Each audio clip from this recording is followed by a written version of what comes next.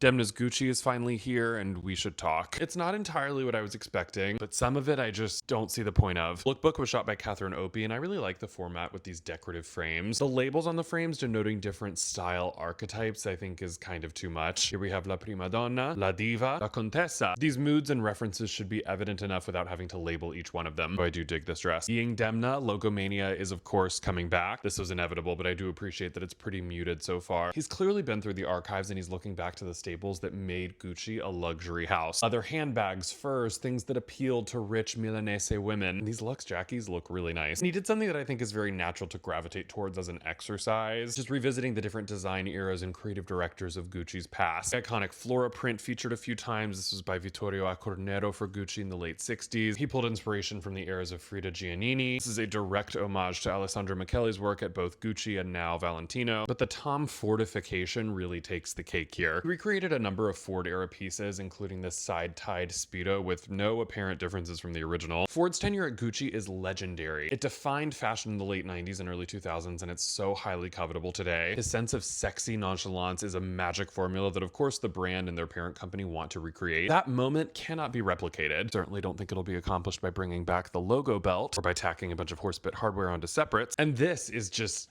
nothing. Leaning into the Ford-esque vein of unbranded, sexy luxury, infused with Giannini's reinvention of heritage pieces and the fantasy of Michele's use of color and embellishment is, I think, the best path forward. There were some very interesting, high-quality pieces that consumers will appreciate, but then the Balenciaga of it all really popped out a few times. Miss me with the stretch sequin mini dress, and if he brings this attempt of elevating sweats and bathrobes and literal garbage to Gucci, we're gonna have a problem. In short, I still have no idea what Demna's Gucci will look like. This was just an amalgamation of past Gucci designers and his work at Balenciaga. We'll see what happens. Let me know what you think of Demna's debut at Gucci. Don't hold back. Okay, bye.